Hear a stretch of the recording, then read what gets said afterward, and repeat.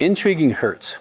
Now, before I get into what exactly is intrigue, I want to start with the fact that intriguing creates pain for the other person in the relationship, including the person you're actually intriguing with.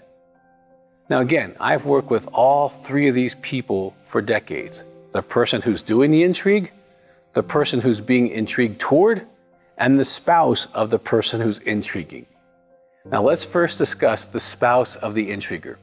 We will call them partners throughout the entire sessions that we're going to be spending time with. A partner can be a wife, a husband, or a significant other.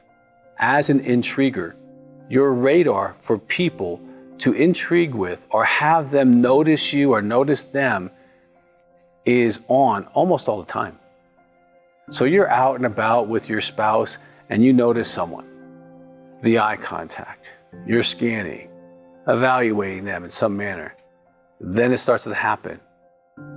You're asking them questions. You're intriguing. Or you're just ignoring your spouse who's even standing right next to you or sitting right next to you at the restaurant. Let me share with you what spouses, both men and women, have shared with me on how they feel as they experience your intrigue from just the energy moving away from your marriage or your relationship with them towards the other person that you're actually intriguing with or potentially even flirting with.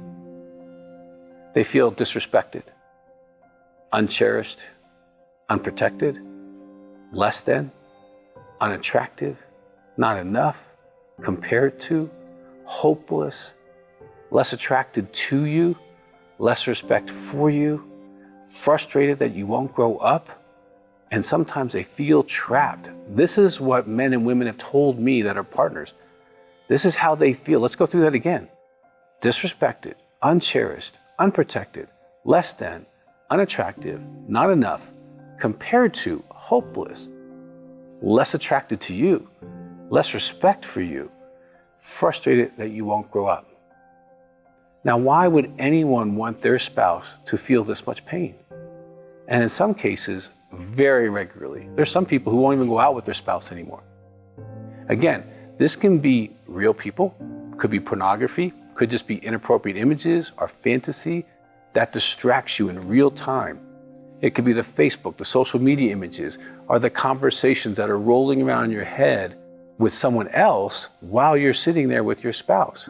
That disengagement is intriguing. Now let's talk about the person you are intriguing with. There's several different types here. First, let's talk about the person who you are a fellow drinker, a fellow intriguer, someone who's into passing that energy back and forth with you. They are intriguing back. They're also being distracted from their relationships, giving them a hit, giving them that buzz, possibly giving them a false hope that you are giving them preference over your spouse or your life, that you really like them, keeping them wanting something that you represent, whether that's financial stability, sensuality, fun, excitement, setting them up for the letdown if they want more than you do, creating a potential lust that you can't fulfill with that person, creating escape or fantasy for them because they're so excited to know you're going to come back into the store or see them again or say something positive to them or just give them that look in the eyes like, I want you. You're both drinking from the eye gazing. You're both drinking from the potential lust or the potential, hey, maybe one day we'll get to have a real conversation. Maybe we can get to know each other. And this is all going on without words, okay? Neither one of you is actually in reality or in their real life. They're not thinking about their kids or their neighbors or their friends or whatever. There's, hey, this could happen, baby, okay? Now, that's the fellow intriguer. There's this mutual energy. He or she's also kind of getting floaty about it, and it's fun. And we're not telling anybody what we're doing, but we're having a really good time, aren't we? Okay. Now, only an intriguer would actually understand what I just said. Okay. Because people who don't intrigue don't do this. They stay in their real relationships all the time. Now, let's talk about the non-drinker that you intrigue. Okay, this is someone who's not into intrigue, wouldn't understand it, but they still feel your energy, kind of trying to reach out and to slime them and to try to grab them or pull something from them. This person's not like you. This person feels objectified. They feel shamed. They feel reduced, sexualized, like self-conscious, afraid, disgusted. I did a whole DVD on how these people feel, called Lusted After, to help women who get objectified by men, how they can understand that it's not about them. And men also can feel things if they feel they are being used or objectified in a way that makes them feel uncomfortable. You can feel very like slimed or used or weird, okay? That is when you're trying to intrigue with a person, they're not playing the game. They don't get the game, they don't understand the game. You're married, you got a big ring, what's your problem? You're weird, are you a pervert? Are you watching porn? Like, this is the stuff that goes on inside of them. They are not having a good time with you. They are doing their job, trying to be professional, and just getting through another weirdo, okay? That's how they feel inside. Now, the last person I want to discuss is you. You're also impacted by not only the act of intriguing, but also by the ongoing stuckness or using intrigue in your life. When we use any behavior in a way to regularly escape, medicate our life, we become stuck. We become stymied spiritually, morally, and emotionally. And actually, this ongoing behavior can keep you stuck in adolescent development for decades. You're still acting like a 15-year-old who's got to get everyone to like him or her. You're still flirting with everybody at the party. Now, if your spouse has communicated that you're like another child in the house, that's kind of what they're referring to. It's like, when are you going to grow up? Okay? You can stay distracted in life by not only looking for new intrigue partners throughout your day, but maintaining ongoing intrigue relationships, texting, voicemailing, sending emails, sending gifts, sending pictures, letting them know what's going on in your life, letting them know that they're important by giving them time.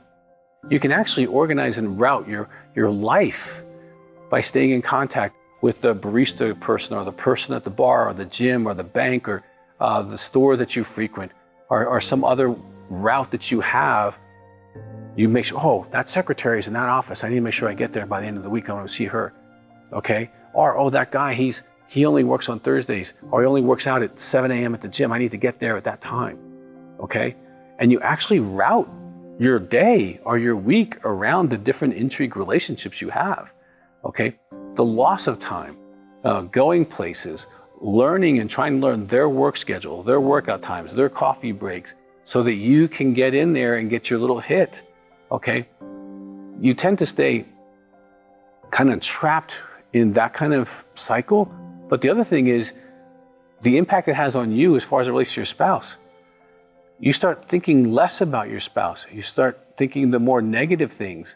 I mean, everyone has flaws, but you begin to exaggerate the flaws and minimize the amazingness of your spouse. You're less engaged in the marriage and the family. You're on your cell phone, you're on the computer, you're watching TV. You kind of disconnect from the real stuff. And you're genuinely paying a price for your ongoing intriguing, even though you're not aware that you're paying this price. In reality, nobody wins when it comes to intriguing. You're not winning by giving your energy and time because you can't follow through with that, okay, unless you want to get into a whole lot more trouble and a whole lot more pain. And some people who are really spiritual or morally kind of trying to live a clean life, and they do this intrigue thing, it costs them a lot of energy to try to maintain the duplicity of that, okay? The person you're intriguing, you're not helping them. It's like helping an alcoholic by giving them a drink. You're not helping them live their real life, be in their real relationships, enjoy what's in their life. You're giving them this kind of false hope that you're gonna, be the prince or princess charming and you're gonna make their life all better. They're not winning. You're just another flash in the water that they chase for a while. You're not helping them, and you're definitely not helping your spouse or your significant other. And if you're single, there's a lot of people who are not married who do this all the time. It's their way of trying to get the next relationship. And intriguing is not necessarily the best way, because you're kind of setting yourself up to get hurt, because if you win somebody by intrigue, you're kind of selling the object self of you, but also you're buying their object self, so you don't get to know the real them as you would in a friendship and a real relationship and what's going on with them. So nobody wins with intrigue.